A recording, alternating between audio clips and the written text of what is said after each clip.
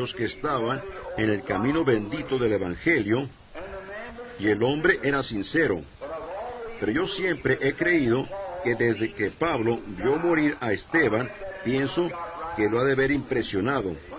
Cuando él consintió la muerte de Esteban y guardó las ropas de aquellos que lo apedrearon, entonces Pablo fue culpable de la sangre de Esteban. Y él confesó y dijo, yo ni siquiera soy digno, dijo, porque yo derramé de la sangre del mártir Esteban, porque él fue testigo de ello, y si usted es testigo de algo, usted es tan culpable como si fuera participante de ello. De la misma manera, si nosotros somos testigos y decimos, oh sí, ellos debieron de haber hecho esto, esto y lo otro, tenga cuidado lo que usted dice, porque usted es culpable de la manera que su juicio sale. Si usted no puede decidir, no diga nada, solamente déjelo por la paz. Entonces, cuando usted testifica que es un cristiano, entonces usted es culpable. ¿Ve? Usted es culpable de ser un cristiano. Y debe usted vivir eso. Y cuando Dios hace una promesa en la Biblia, yo veo a un hombre aquí en una silla de ruedas. Cuando Dios hace una promesa, Él es culpable de esa promesa, a menos que Él la traiga a cumplimiento. Y Dios es culpable cuando Él hace una promesa. Y las Escrituras son culpables hasta que ellas son cumplidas. ¿Ven? Ellas están allí como una declaración que Dios ha hecho. Y tienen que ser cumplidas o Dios es culpable. ¿Ven?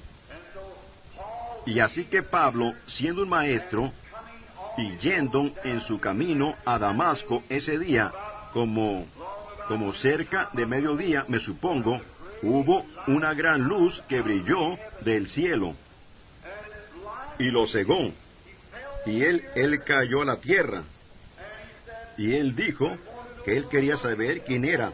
Él dijo que una voz habló, y dijo, Saulo, Saulo, ¿por qué me persigues? Creo que es el capítulo 8 de los Hechos. Él dijo, ¿quién es el que yo persigo? Y la voz volvió y dijo, yo soy Jesús. Oh, yo soy Jesús, y dura cosa te es dar coces contra el aguijón. ¿Y qué era Jesús en ese entonces? Jesús, Él era la luz. Solamente una gran luz brillando intensamente. Ahora, para animarnos y tomar una base aquí, ¿cómo era Él una luz cuando Él era hombre? Ahora, había un montón de soldados con Pablo, guardias del templo, yendo para arrestarlos. Pablo era el capitán principal, y ellos iban a arrestar a esta gente por sus campañas y demás, y por su esperanza religiosa que estaba dentro de ellos. Pero ahora, aquí estaba Jesús como una gran luz. Ahora, si ustedes recuerdan, en el principio Jesús era la luz. Jesús era el Logos que salió de Dios. Y Él era el ángel del pacto que guió a los hijos de Israel a través del desierto. Y Él era la columna de fuego que ellos miraron. Y cuando Él estaba aquí en la tierra, Él dijo, yo vine de Dios y vuelvo a Dios. Así que, si Él vino de una columna de fuego a vivir dentro de un hombre, entonces, si Él regresó a donde Él estaba, Él regresó a ser una luz otra vez. Y ahí estaba Él. Cuando Pablo lo vio, Él era una luz. Ahora, todos esos soldados que estaban con Pablo no vieron la luz. Entonces, ¿es posible que uno pueda verla y los otros no verla? Seguramente. Muy bien. Pablo la vio, pero el resto de ellos no vieron la luz. Ahora, cuando Pedro estaba en la prisión, nos dimos cuenta que esta luz entró en la cárcel, abrió las puertas, y esa luz cegó al resto de los guardias al salirse ellos. Pedro saliendo, y cuando él llegó a la puerta, se abrió ella misma quietamente, y se cerró detrás de él. De la cárcel de adentro, él fue a la puerta de afuera, se abrió ella misma, y se cerró quietamente. Y luego él se fue por la brecha, salió a la calle de la ciudad. Y él se frotaba sus ojos, como si dijere, ¿estaba yo soñando? Él no sabía lo que había sucedido, pero el ángel del Señor, el mismo ángel que era la columna de fuego, que encaminó a Moisés al mar y lo separó. Oh, y el mar muerto, el mar rojo, se amuralló a ambos lados. E Israel cruzó, y cuando ellos llegaron al Jordán creciente, él no se hizo visible allí, pero él estaba allí porque él simplemente lo abrió.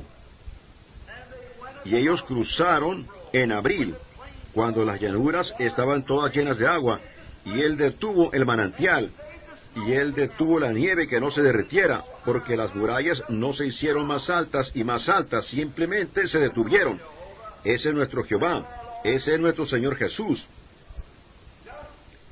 Simplemente se detuvieron, y ellos cruzaron en tierra seca. Ahora, Dios prometió que Él cuidaría de nosotros, así que Él está obligado a su promesa. Ahora Pablo, consciente de estas cosas y conociéndolas, él era privilegiado porque Dios le estaba hablando directamente a Pablo. Él no le estaba hablando a los soldados que estaban con él, él solamente le estaba hablando a Pablo. Ahora, cuando el ángel del Señor descendió en la forma de una estrella, y los astrónomos, los magos de la India, cuando ellos miraron esa estrella y la siguieron por cientos de millas, y pasó por encima de cada observatorio, porque ellos guardaban el tiempo por las estrellas, y ninguno vio esa estrella sino los magos. Oh, hermano, ¿no nos emociona eso? Entonces ustedes ven, Dios no lidia con organizaciones, Él no lidia con grupos de gente, Él lidia con individuos. Él mismo se revela a individuos. Y ahora, para decir esto, Dios conoce mi corazón. Y no para decir esto de mí mismo, no como alabanza personal, que nada de esto esté allí. Pero ¿sabían ustedes que ese mismo Dios, ese mismo Jesús, está con nosotros en esta mañana? ¿Sabe que cada uno de ustedes tiene una pequeña evidencia personal de ello en estos momentos, que Él está aquí? Y Él ha hecho algo por nosotros en este día que Él no hizo en ningún otro día. Él permitió que su fotografía fuera tomada en este día. La tenemos colgada allí mismo. ¿Ven? La columna de fuego. El mismo Señor Jesús. Observe cómo Él obra ahora. Si Él es el mismo Señor Jesús, Él hará las mismas cosas, pues la Biblia dice que Él es el mismo ayer, hoy y por los siglos. Ahora, antes que Pablo anunciara algo, si esto era correcto o incorrecto, él primero fue a Egipto y se quedó 3 años para darse cuenta si era escritural o no. ¿Sabían ustedes eso? Después de la conversión de Pablo, él se fue a Egipto por 3 años. Allí moró, y ahí es en donde él aprendió esta gran sabiduría. Ahora, sin ninguna comparación en lo absoluto, yo solo les estoy dando a ustedes cómo el Espíritu Santo todavía permanece igual. Ahora, mi iglesia aquí recuerda años atrás que cuando este ángel aparecía y mostraba cosas, yo era un poquito escéptico al respecto. Todos ustedes saben eso, ustedes ancianos. Si eso es correcto, levanten sus manos. Cuando ustedes lo escucharon, ustedes miran en la iglesia todavía, los ancianos. Ven, yo era escéptico porque los predicadores me dijeron que eso era del diablo. Y yo como que lo creí, pero esperé. Yo no decía nada al respecto, pero bendito sea el nombre del Señor. Una noche Él descendió, un ángel, y lo reveló en las Escrituras, que Él era. Y cuando lo vi en las Escrituras, luego hizo explosión por todo el mundo. Con Él, el mensaje.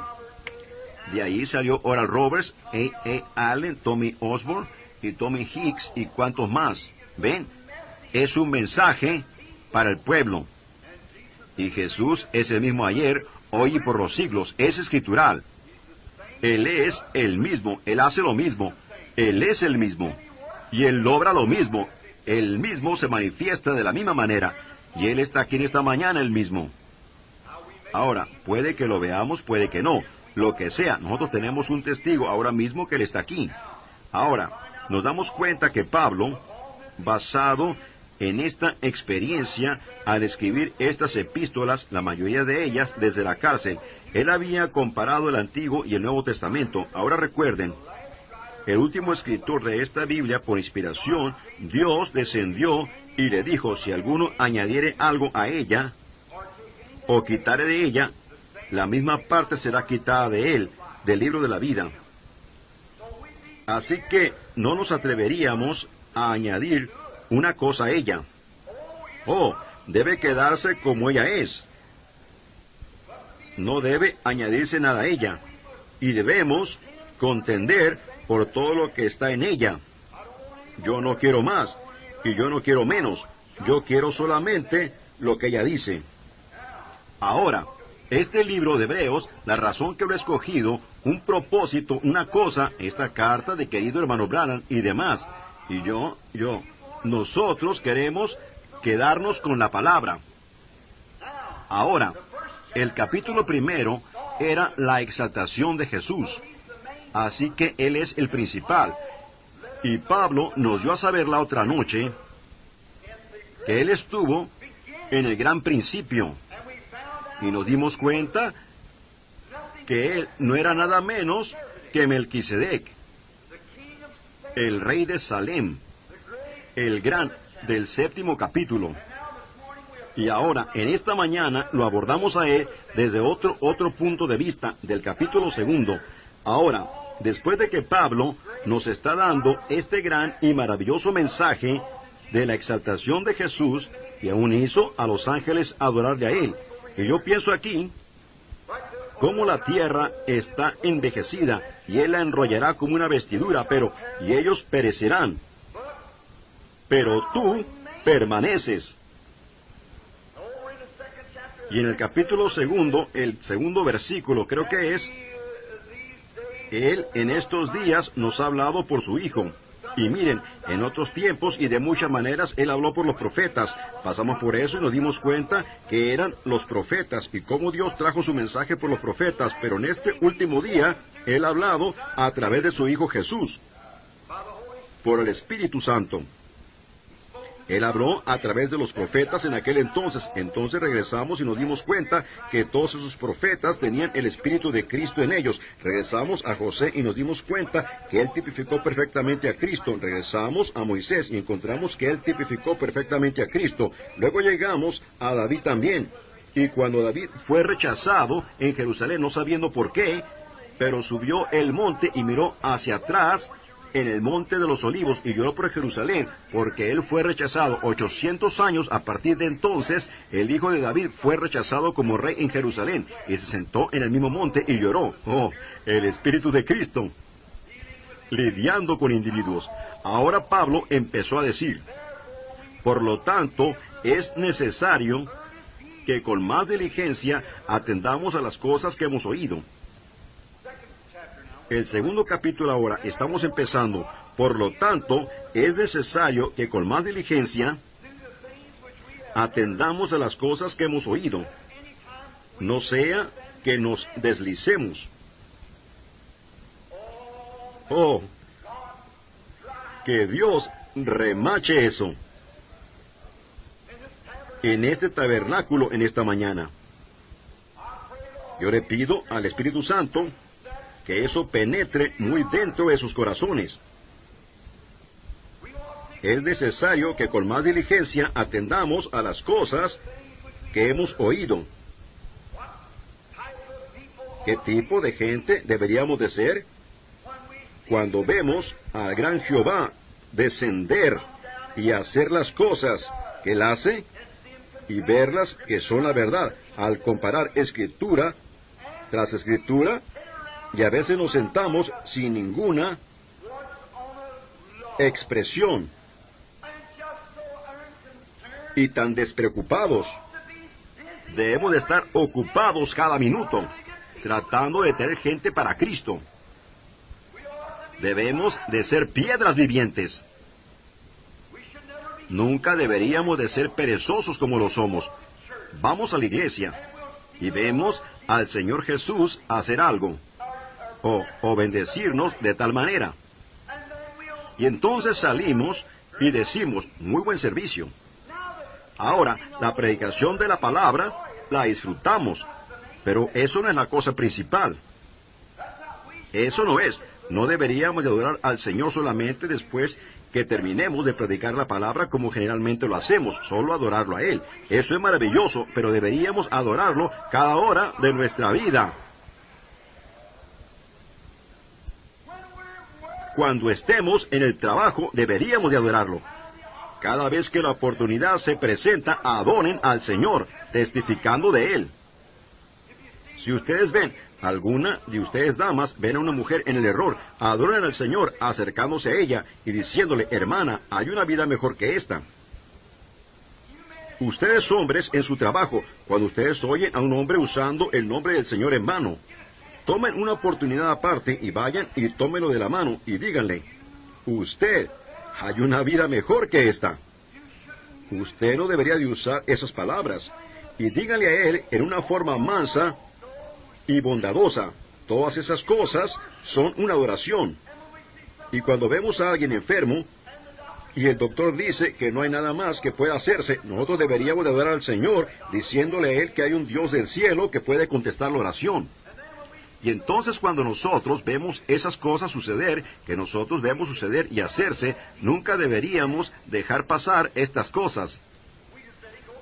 Las dejamos escapar por entre medio de nuestros dedos. Eso es el problema con la gran iglesia pentecostal hoy. Ellos han dejado que lo más importante se deslice por entre medio de sus dedos, cuando ellos lo tenían en sus manos. Pero miren lo que han hecho. Han hecho como el resto de las iglesias, han seguido en el camino de Coré y perecieron en el camino de Caín y perecieron en la contradicción de Coré. Ellos se han organizado, en lugar de tener una hermandad en donde todos pudiéramos ser uno. Ellos mismos se han organizado. Han hecho pequeñas organizaciones y pequeños sismos y brotaron de ahí y simplemente rompieron la hermandad. Y si ustedes no vigilan, los bautistas y los presbiterianos lo van a recibir, porque Dios puede de estas piedras levantar hijos a Abraham. Y nosotros lo hemos dejado deslizarse de nuestras manos por estar desunidos. ¿Cómo perdieron los indios este país ante el hombre blanco? Es porque ellos estaban desunidos. Si ellos hubieran formado una gran vanguardia, pero estaban peleando uno con el otro, ellos hubieran conservado sus terrenos si todos se hubieran juntado. ¿Cómo la vamos a perder nosotros? Porque estamos desunidos. ¿Cómo perdemos nuestra experiencia con Dios? Es porque nos desunimos. Establecemos una y llevamos a esta la metodista, y a esta la bautista, y a esta las asambleas, y a esta los unitarios, y a esta algo más, y la iglesia de Dios, y la nazarena, y los santos peregrinos, desunimos al cuerpo de Cristo. Nunca deberíamos estar divididos. Pudiéramos ser diferentes en ideas, pero seamos hermanos de corazón. Dios quiere que lo seamos. Él murió por toda la iglesia de Dios, y nosotros no queremos ser desunidos.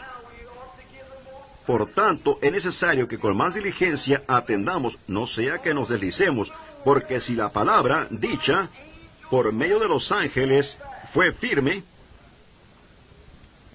¿lo escucharon? Si la palabra dicha por medio de los ángeles, ahora, un ángel es un mensajero. La palabra ángel significa un mensajero. Y acabamos de repasar en el primer libro aquí, Dios en otros tiempos, habiendo hablado muchas veces y de muchas maneras a los padres por los profetas. Esos eran mensajeros de Dios. Y ellos eran mensajeros de Dios. Ellos eran ángeles de Dios. Un mensajero es un ángel, o un ángel es un mensajero, mejor dicho. Un mensajero. Usted es un mensajero en esta mañana. Usted es un mensajero de las buenas nuevas o un mensajero de las malas nuevas. Oh, ¿no es hermoso saber que nosotros somos los embajadores? ¿Que somos ángeles, los mensajeros de la resurrección? Y nosotros somos los mensajeros de Dios para el mundo pecaminoso de que Cristo vive. Él vive en nuestros corazones. Él vive en nuestros espíritus. Y Él nos trae de la vida baja, pervertida, de pecado, y nos exalta, y nos da un aleluya en nuestra alma, y nos hace criaturas nuevas. Nosotros somos mensajeros, ángeles del pacto. ¡Qué hermoso! Y ahora, en el Antiguo Testamento, si las palabras dichas por medio de los ángeles fueron firmes, esa palabra tenía que estar correcta. En el Antiguo Testamento, antes que una palabra del profeta pudiera ser manifiesta, tenía que ser examinada y probada. Ellos no eran sueltos con ella como nosotros somos hoy. Solo salir y tener cualquier clase de sensación o algo más. Oh, gloria a Dios, eso es, ustedes están equivocados. La Biblia dice que en los últimos días el diablo personificaría que anda tan cerca que engañaría posible. Correcto. Así que debemos de probarlo. ¿Y cómo lo probaron ellos en su día? Por el Urim Tumim, el pectoral de Aarón, que tenía esas piedras en él, de carbunclo, jaspe, diamante, rubí, zafiro. Todas esas piedras que representan el nacimiento de estos 12 patriarcas estaban en el pectoral de Aarón. Y cuando un profeta profetizaba y esa luz sagrada destellaba sobre él, Dios decía, eso es la verdad. Pero no importaba cuán real parecía. Si no destellaba en eso, no era la verdad. Así que ese Urim Tumim era parte de ese sacerdocio. Pero esta Biblia es el Urim Tumim de Dios hoy día. Y cuando un profeta profetiza, debe destellar absolutamente con la Biblia. Entonces Dios dice, luego Él desciende y lo prueba. Y yo, ¿cómo glorifico a Dios hoy? Yo estoy pensando allá atrás, de otro domingo por la mañana, igual que este, cuando me despegué del tabernáculo, y ustedes hermanos estaban llorando y pidiéndome que no me fuera. Pero cuando prediqué en David y Goliat, ¿y cómo va uno a enfrentarse con ese mundo frío, indiferente, que dice, los días de los milagros han pasado? Yo dije, hay un gran gigante, y mientras más pronto podamos matarlo, el resto de ellos tomarán valor. Y el Señor concedió eso. Y entonces hubo un Oral Roberts y un Jaggers y demás, sacaron la espada y echamos al enemigo fuera de la tierra. Cerramos sus bocas. Ellos no pueden decir que los milagros no acontecen, porque aquí están. Seguro. La palabra de Dios es eterna, destelló en el Urim. Destelló en la palabra, ese es su Urim Tumim. Y cuando destelló sobre eso, era positivo. Y a cualquiera que está necesitado, si usted es un pecador, usted quiere saber cómo ser salvo, crea en el Señor Jesucristo. Hoy tenemos tantas cosas que usted tiene que hacer. Voltear nuevas páginas, usted tiene que hacer esto y hacer eso para salvarse. Yo pienso en el carcelero de Filipos. Cuando ese carcelero le preguntó a Pablo, ¿qué debo de hacer para ser salvo? Si hubiera sido usted o yo, le hubiéramos dicho las cosas que no debía de hacer. Usted debería dejar de beber. Usted debería dejar de apostar. Usted debería dejar esto. Usted debería dejar eso. Pablo nunca le dijo eso. Él solo le dijo la cosa que debería de hacer. Cree en el Señor Jesucristo y será salvo. Ahora, aquel que oye mis palabras y cree en el que me envió tiene vida eterna. Ese es el Urim Tumim destellando. San Juan 5:24. Yo soy el Señor que sana tus enfermedades. Santiago 5:14. Llame a los ancianos ungiéndole con aceite. La oración de fe salvará al enfermo. Es el Urim destellando. Eso es la palabra eterna de Dios. A mí no me interesa cuántos ateos, infieles, agnósticos, escépticos se levanten. Dios se parará por su palabra. Él prometió que lo haría. Por tanto, es necesario que con más diligencia atendamos a las cosas que hemos oído, no sea que nos deslicemos. Porque si la palabra dicha por medio de los ángeles, los profetas, fue firme, ¿lo fue? Pudiéramos quedarnos una semana en esto. ¿Fue firme cuando Moisés habló? Seguro que fue. ¿Qué de Elías sentado en la cumbre de la montaña? El Señor le dijo, sube allá, Elías. Yo estaré allá contigo. Quiero algo de compañerismo. A Dios le gusta tener compañerismo con su pueblo.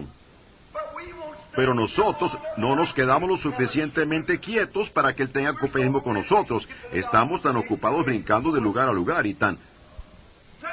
Aquíétate, Elías. Él quería 3 años y 6 meses de compañerismo. Nosotros casi ni podemos darle 3 minutos.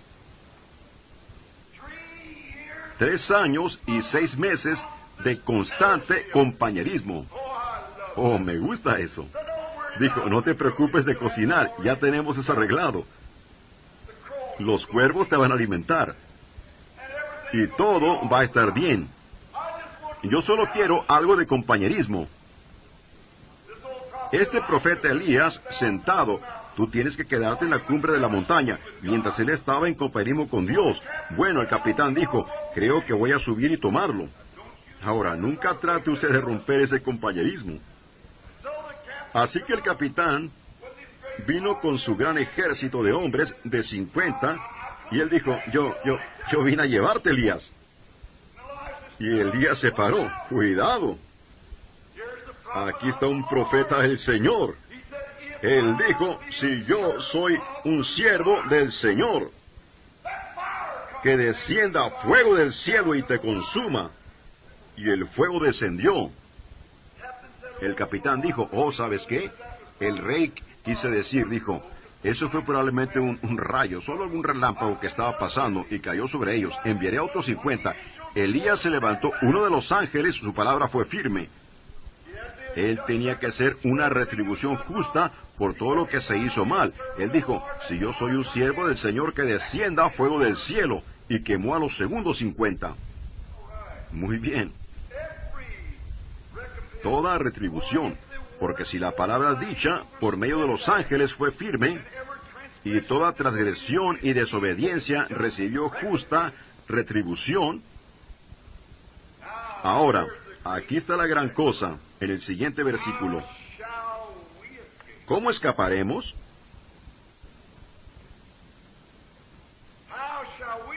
¿Cómo escaparemos?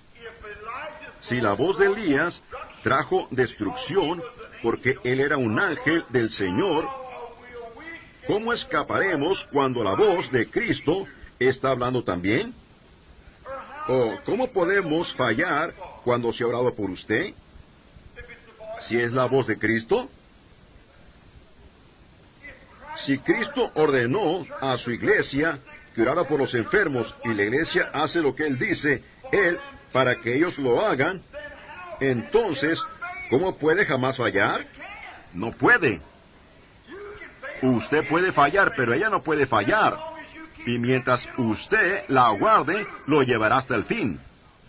Si usted falla, usted mismo falla. Usted se aparta de la palabra, pero mientras usted se quede con la palabra, ella no puede fallar, porque la palabra de los profetas hizo esto y lo otro. ¿Cuánto mucho más será la palabra de Cristo? ¿Cómo escaparemos nosotros si descuidamos una salvación tan grande, la cual, habiendo sido anunciada primeramente por el Señor, nos fue confirmada por los que lo oyeron? Piénsenlo. Hablado por el Señor. ¿Cuántas veces pudiéramos regresarnos, pudiéramos detenernos aquí por una hora? Cuando Jesús vino, Él es el mismo ayer, hoy y por los siglos. Ahora recuerde, ha sido anunciada primeramente por Jesús mismo, y luego fue confirmada por los que lo oyeron.